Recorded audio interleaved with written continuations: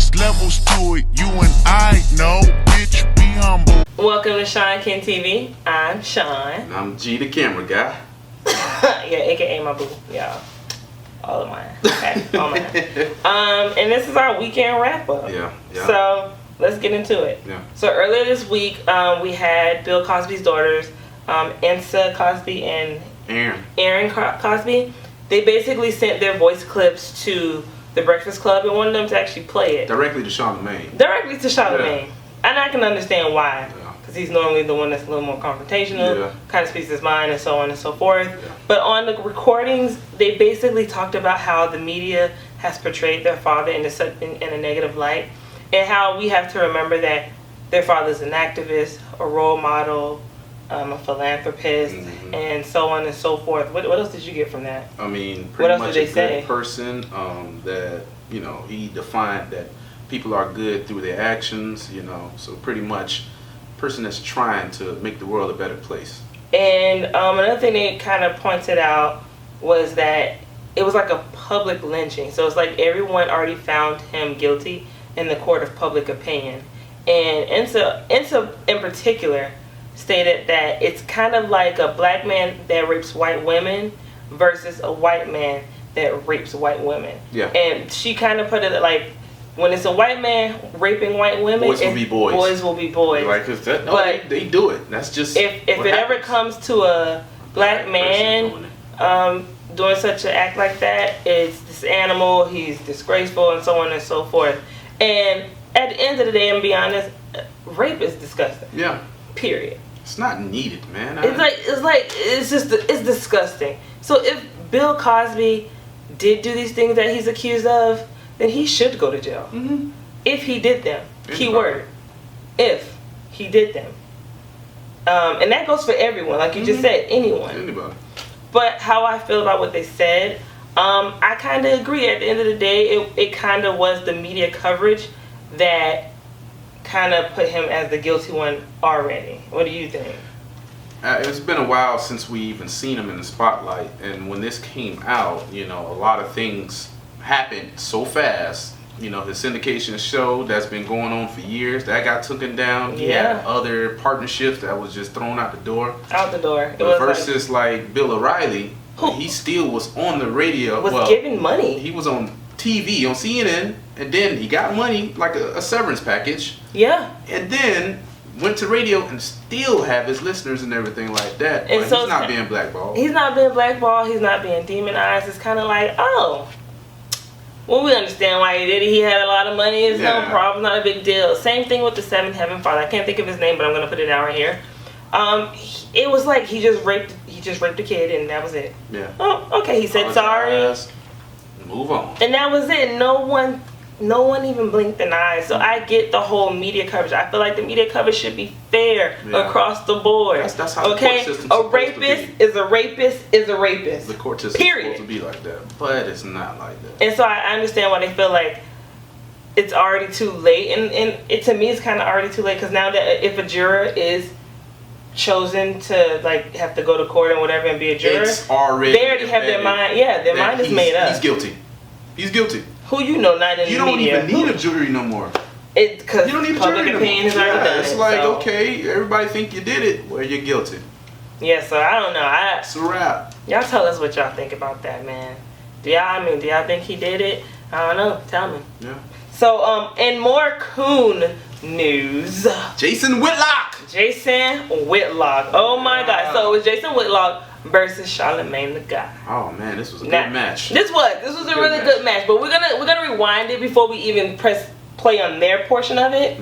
We're gonna go back to where it all started. So where it started was LeVar Ball went on to the Heard Show. The Heard Show is actually hosted by Colin Cowherd, I believe, and Kristen Leahy. Yeah, Kristen Leahy.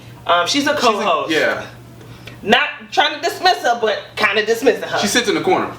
In the back. Yeah. So, anyways, LeVar Ball was on there talking about his shoes, and she came off and was like, how many shoes you sold?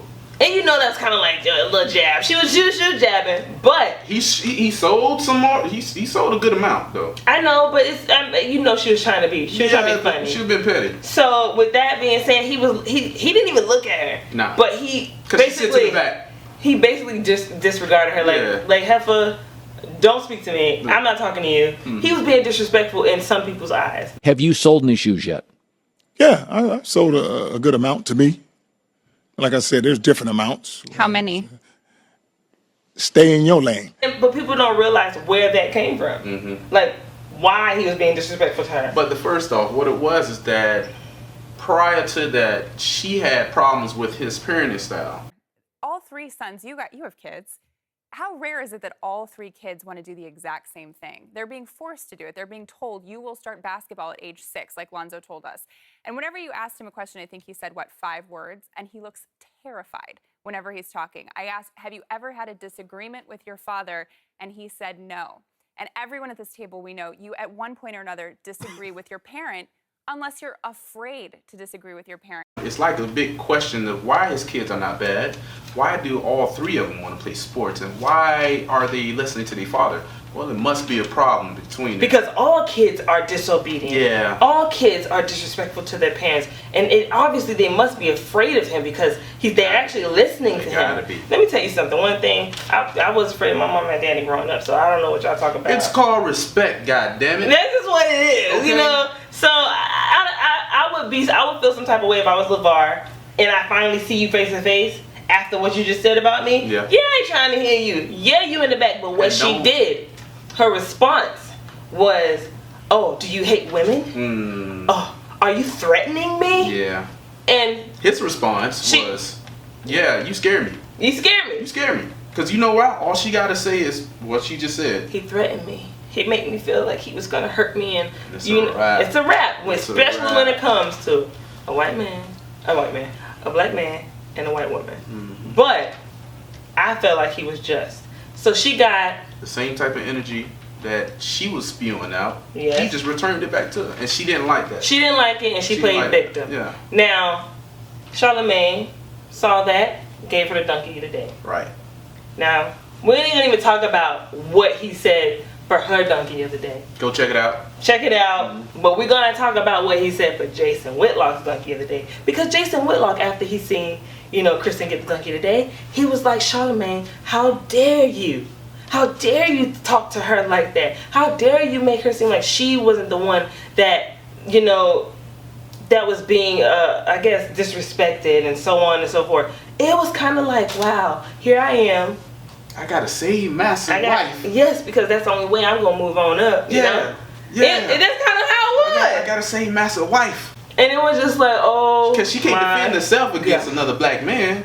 No, that's the problem I have. But we're gonna get into that too. Hey. So Charlamagne kind of went down the line like. I'm simply saying the same weaponizing of whiteness to demonize the black man is what got Emmett Till killed. That's the same energy Christine Leahy gave out in the middle of that exchange. Yes, that man says you're going to get what's coming to you, Christine Leahy. I'm simply saying karma is going to come your way based off the comments you've made about him and how he raised his kids. But Christine, by your logic, if you think that's a threat, then Jason Whitlock definitely threatened me yesterday on Colin Coward's show to Heard. Can we play that? Charlamagne the God has come at Christine in a totally unprofessional, dangerous, irresponsible way. Some of this is spun in a racial way that I think is difficult for white people to handle. Absolutely a threat. Jason Whitlock said that I am spinning this in a racial way that is hard for white people to handle. You know why it's hard for white people to handle? Because waste of good black skin like you, Jason Whitlock, get around these Caucasians in corporate settings and don't tell the truth.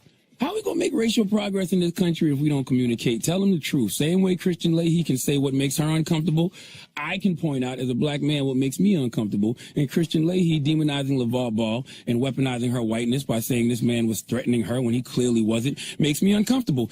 Jason, you've disrespected Serena Williams before. Talk about how big she was. Basically fat shaming her, which is so weird because she is so muscular. She is fine, y'all. Then he talked about how Jason Whitlock talked about Colin Kaepernick. Yeah. and basically what he stood for. And he also talked bad about LeBron James and what he stood for. He just don't support anything black. And I think he reminds me, and if y'all my underground watchers, that's Kato, That's y'all. Kato in the flesh. In the flesh. Just a big fatter Kato, but that's Kato. So it's kind of like, oh my God, Charlamagne is right. This lady basically demonized him in like 2 seconds. Whether she realized it or not, she did it. She noticed she did it. You know, when you hear women be like, "Are you threatening me?" You know what's going on. Right. Y'all don't play dumb. I'm a woman and I know what's going on. That's when you be like, all right, nah, I ain't talking. There's nothing to say after that. There's nothing to say. So I understood what happened. It was funny to me. Yeah. If y'all want to hear that long clip, I'll put the link down below. Yo. Look, it was good. Ether, bruh. Ether. If Charlamagne was a rapper, he'd be #1 just for that. Ether him on that. So, man. I don't know. Facts. Jason, get your life, because ain't nobody got time for that, okay? Stop trying to be Captain Save-A-Ho out here. That shit ain't cute. Being master best friend, it's not going to get you to the top, okay? It really isn't, because if you look at it, white people notice when you kissing ass. Yeah. They put you in that position to do that. They put you in a position to do that, but they know they can't trust you because you go against your own. They don't want that. So anywho, and funny news, we could talk about those rumpers that's trending. Which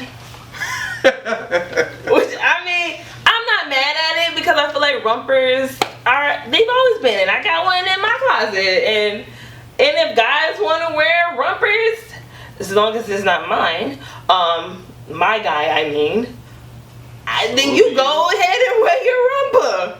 Make your statement, whichever that statement is. I feel like rumpers ain't never been out. I think men been wearing rumpers, y'all. It's just, I feel like it ain't even news. I don't even know what's fashion anymore. Not these days. These days you can wear whatever you want to wear, and like, it is what it is. This me. The rumpers, but it was funny. I ain't gonna lie. Seeing them pictures, I was like, oh my lord. Yo, that shit drive a lot of people crazy. Like, I know why. They was tired of seeing it. I was tired of seeing it because it was just like, okay. Okay, you keep going. Okay. Right. Okay.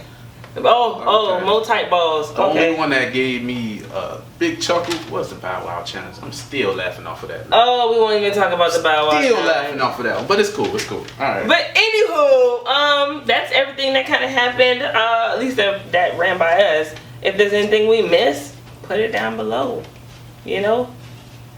Anyway, don't forget to like, comment, and subscribe, and also share this video. Yeah. So I think that's everything. Yeah, that's about it. That's about it. All right, you guys. See you guys next week. Peace. Holla. Hold up, bitch. Sit down.